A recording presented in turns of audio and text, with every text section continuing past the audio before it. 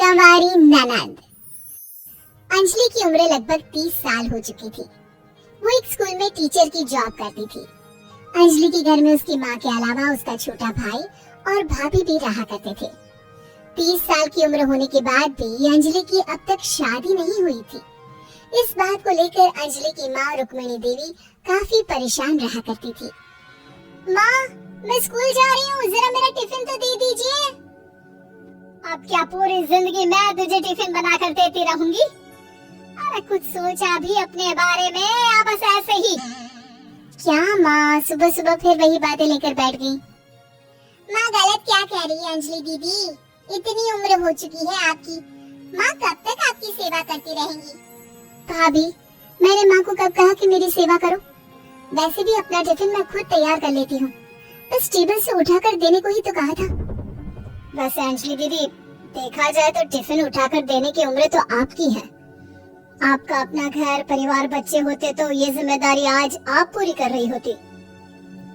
एक बात मेरी समझ में नहीं आती, अगर मेरी शादी नहीं हुई तो इसमें मेरी क्या गलती है और तुम सब लोग मेरे पीछे क्यों पड़े रहते हो?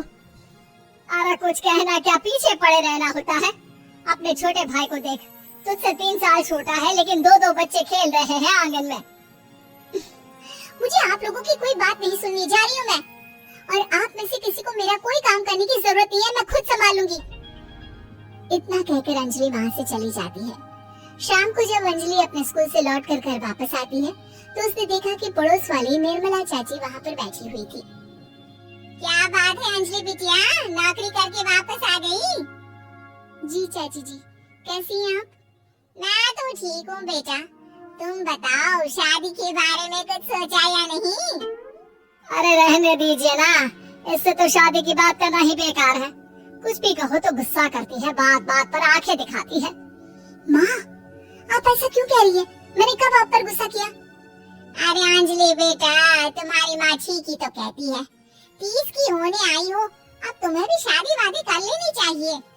चाची जी, आप तो ऐसे कह रही हैं जैसे शादी करने से मैंने मना किया हो। रहने दीजिए निर्मला चाची, हमारी अंजलि दीदी को अभी तक उनकी पसंद का दूल्हा नहीं मिला ना, इसीलिए वो शादी नहीं कर रही। भाभी, ऐसी कोई बात नहीं है।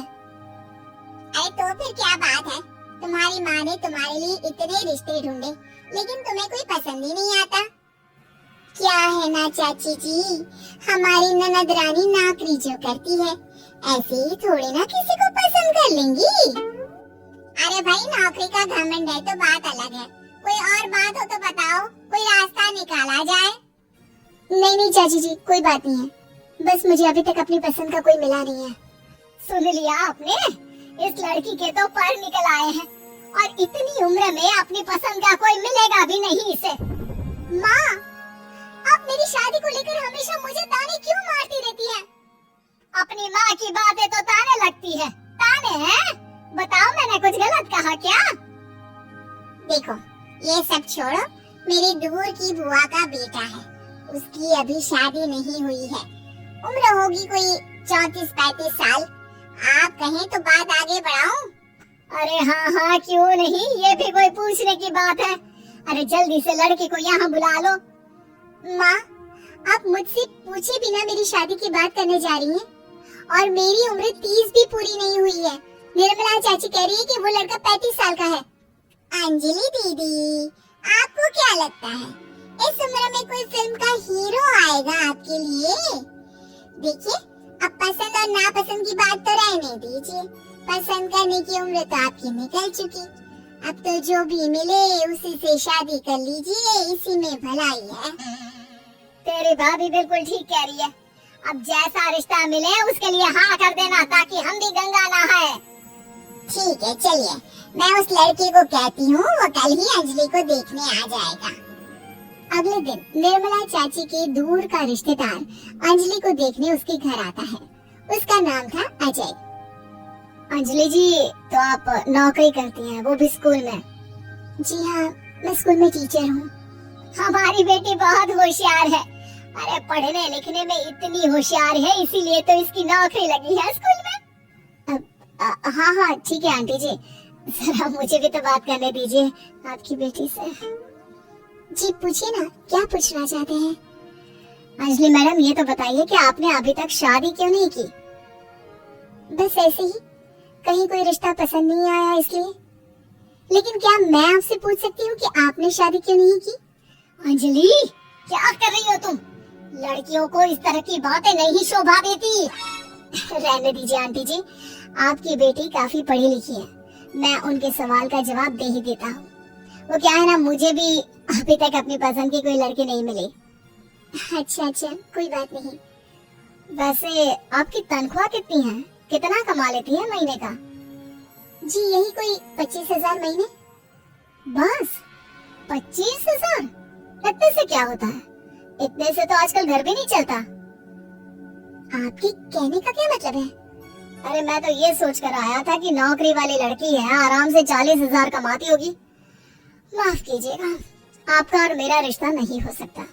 जी कोई बात नहीं, मुझे भी आपके साथ शादी करने में कोई इंटरेस्ट नहीं है। अंजलि, किस तरह की बात कर रही हो? घर आए रिश्ते को ठुकरा रही हो तुम। दीदी, अब इस उम्र में आपको इतनी अकड़ नहीं दिखानी चाहिए। अच्छा खासा रिश्ता हाथ से निकल गया, कहीं ऐसा ना हो कि जिंदगी भर कुंवारी ही रह जाओ। कुछ दिन और ऐसे ही निकल जाते हैं और अंजलि की शादी कभी नहीं होती। अंजलि के परिवार वाले बिंदास उसे ताने मारते रहते हैं, लेकिन अंजलि एक बड़ी नौकरी की तैयारी करती है और उसमें सिलेक्ट होने के बाद अंजलि को एक बहुत बड़ी नौकरी मिल जाती है। अब तो दीदी के नखरे और भी ज्यादा बढ़ जाएंगे भाई। अब तो इतनी बड़ी नौकरी जो लगी है, अब इनकी शादी होने से रही। माँ, मुझे नौकरी के लिए दूसरे शहर जाना पड़ेगा। आप जानती हैं ये बहुत बड़ी जॉब है और इसमें पैसे भी बहुत ज्यादा मिलेंगे। अच्छा, कितने पैसे मिलेंगे बेटा? माँ, मुझे हर महीने 90,000 सैलरी मिलेगी। क्या? अरे वाह वाह, ये तो बहुत अच्छी बात है। लेकिन फायदा क्या? कितने भी पैसे मिले, शादी तो हुई नहीं ना तुम्हारी। अंजलि नौकरी करने के लिए दूसरे शहर में चली जाती है और जब कुछ महीनों के बाद वो वापस घर आती है तो उसे अपने पति के साथ देखकर उसके घर वाले हैरान रह जाते हैं। अरे अंजलि, तूने शादी कर ली और हमें बताया तक नहीं।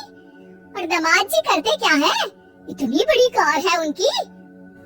माँ, मैं आपको सब कुछ बताना चाहती थी, लेकिन आप सबके ताने सुनकर बहुत दुखी हो गई थी और इसीलिए मैंने अपनी पसंद से शादी कर ली।